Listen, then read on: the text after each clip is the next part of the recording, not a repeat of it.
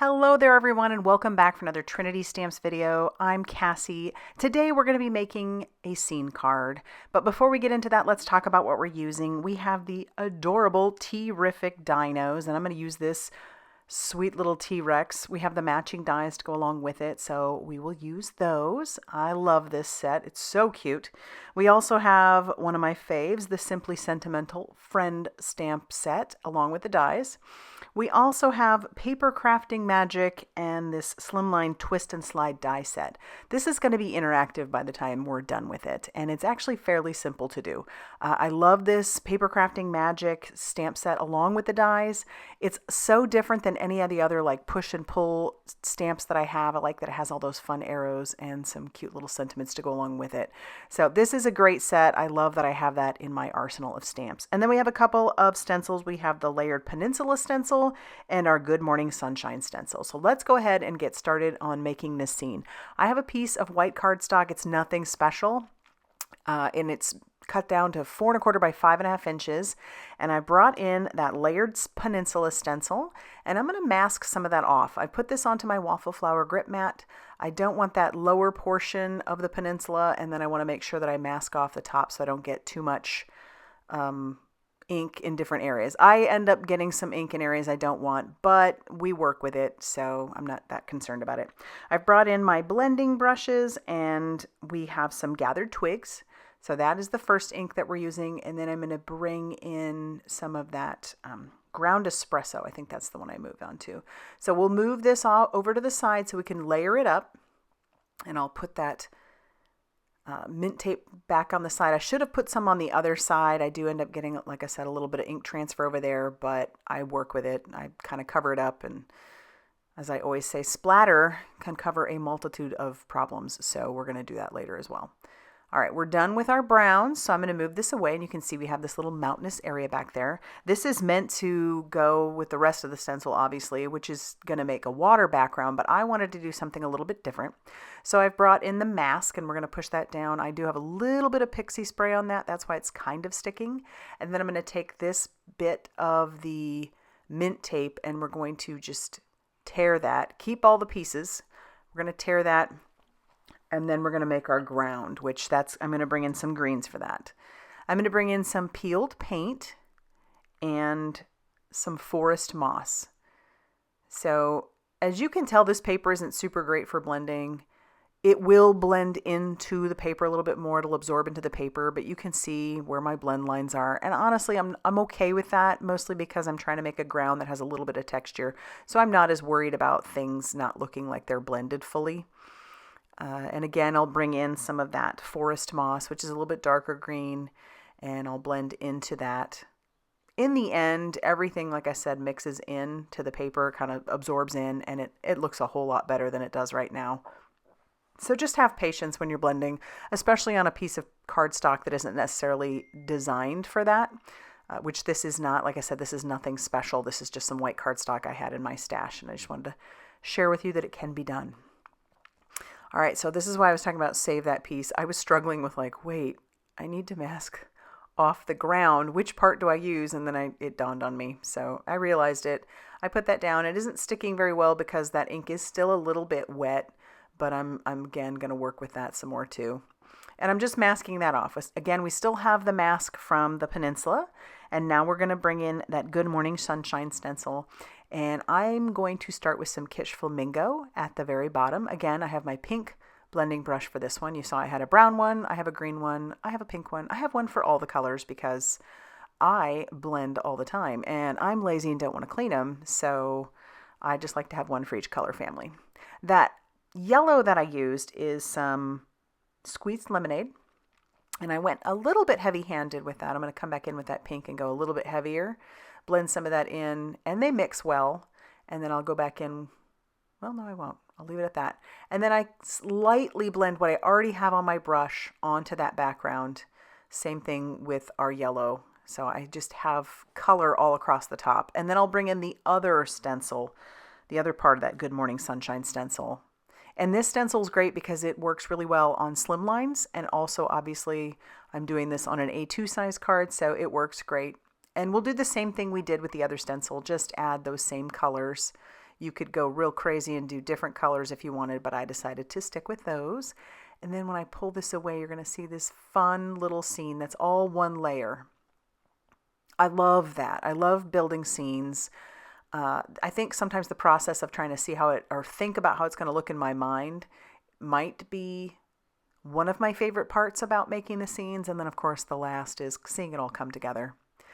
Now, like I said, this isn't perfectly blended, so I am going to bring in some splatter. I love doing splatter. I've just got some gold paint that I'm splattering on that background. I know some of you hate splatter. I've heard that, and I hear you, but I love it, so I'm going to keep doing it. And I love how that looks. It's so cool. So we're going to set that off to the side to dry, and while we do, we'll stamp out our little image. Now, once again, I said I'm going to use that T-riffic Dinos, and I'm using the little T-Rex who has his little arm grip things to extend his arms. He's too darn cute. The moment I saw him, I knew I wanted to do something with him. So I stamped him out onto some Express It cardstock, and I stamped him with some Blackout ink, which is perfect for alcohol marker coloring. I'm using my Olo markers. So I'm going to just add tiny bits of color. This is a smaller image, so I'm not worried about doing too much blending on him. More once I get to his main color, which is going to be some brown. So we're kind of going with a brown-orange look here. And then I'll bring in those browns. And I've basically stuck to that orange, the ORs. And this is just like an orange-brown, and it goes really well on him. So we'll color him up. And it's funny, I've been coloring for so many years with alcohol markers, just a variety of years. Like I can't even tell you how many, probably, I don't know, maybe since 2008. I'm not sure at this point, but it's always funny to me because I tend to go light to dark. And when I put that dark color down, it always looks terrible. And I always think that in my head, I'm like, this looks terrible. Hopefully this blends out. And it always does, but it's just funny how even still, almost 20 years later, my mind still goes to, wow, that looks terrible. I guess I tell you that to say stick with it and just kind of keep playing and blending because you'll end up happy with it at some point. All right, he's done. He's adorable. And so I'm going to stamp out my sentiment. I'm going to use some VersaFine Clair Nocturne ink for that. That's just a dark black pigment ink. Make sure I get a crisp image. And then I'm going to bring in the matching dies and tack that down with a little bit of mint tape. I love that Trinity Stamps has, for the most part, most of their stamps, if there are sentiments with it, a lot of times they have dies to match, and I love that. And it worked out really perfectly for this one in particular. So I've got the I love you this much, and I do want to trim that down at some point. But before we do that, let's stamp the word friend on the top because I want this to be a friend card. And so I've brought in that Simply Sentimental Friend stamp set. I'm going to ink that up with that VersaFine Clair Nocturne ink once again, beautifully stamped on top. And now we're going to turn it into something interactive. So I've brought in the Slimline Twist and Slide die. There are dies in there that work really well to make a twister, and I have made a card with that before. But some of these other dies, like you've got channels, you've got other parts that work really well for other type of interactive. And so this is what I'm doing. I've trimmed down some paper, about 4 layers because I want it to be nice and thick and be sturdy. And then I use the die to cut out our tab. And so I'm just going to glue that on there. And this is going to be our tab. Part of our sentiment is going to go on that. So I'm just going to put that in there. That's how it's going to be kind of hidden. And I trim down the one end. And then I need another one of those tab pieces on the other end. And I made that about too thick. And the reason I need that is because I need it to catch on something.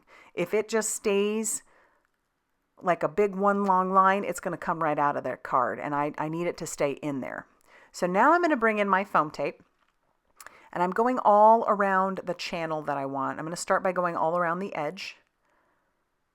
And I'll just trim that down, going all the way around the edge. And then you'll see that we need to make some stoppers.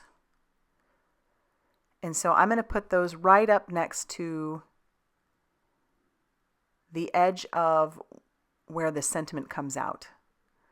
That's going to catch on that one tab and keep it from falling out of the card. And so I'll put another one on the other side. And I realized that I didn't get it all the way down there, so it slides too much. So I'm going to cut a tiny piece and just stick that inside there as well. So that way it'll still freely move, but it'll still catch. And then we'll just use some more of that foam tape to go around. And we just want to keep that channel nice and clear. So super simple to do. And now I need to cut my sentiment. I want the I love you to be separate from the this much. So I'm just trimming that down around it just to kind of make it look like the die was separate, two separate dies. And I'll glue the this much on the inside of my pull tab. And then I'll bring in that Papercrafting Magic stamp set. I'll stamp the word pull on our tab using some of that VersaFine Clair Nocturne ink so that the recipient knows that we need to pull that tab. And then I'm going to bring in one of the arrows. I really like this arrow with the dashed lines, so we're going to use that one along with some picked raspberry.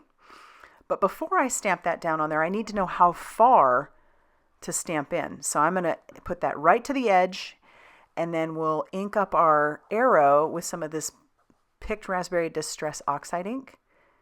And so that's as far as it's going to go. And then I'll stamp on the other side. And then I'm going to clean off that stamp really well. And I'm only going to ink up the two dash lines. I'm going to put those two dash lines in between the two arrows that I've already stamped. And they work perfect. That was like kismet, really, I'm telling you. So I like that. And now we can peel off all that release paper. We can put our tab inside of the channel. I'm using an anti-static powder tool just on those edges to make sure everything still runs smoothly. And then I can put my card base down on the back. And then we can glue down our little T-Rex where he goes. And we can glue down our one last part of the sentiment. So the I love you. And then you have your pull tab.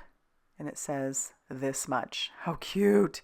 But of course I can't stop there. I do need to embellish a little bit. So I have brought in some orange sparkle spots. These are fabulous because they're flat. And this is a little bit thicker card because I used foam tape. So if you want to embellish, these are perfect for those because they don't add any bulk. And so there is my card. I love how simple this was. We have this cute little scene with a pull tab. I hope you love it too. If you do, please hit that like button. Definitely consider subscribing if you haven't already done so. And be sure to check out all that Trinity Stamps has going on over on their blog, Facebook page, and Instagram for more crafty inspiration. Thanks for stopping by, and we'll see you soon.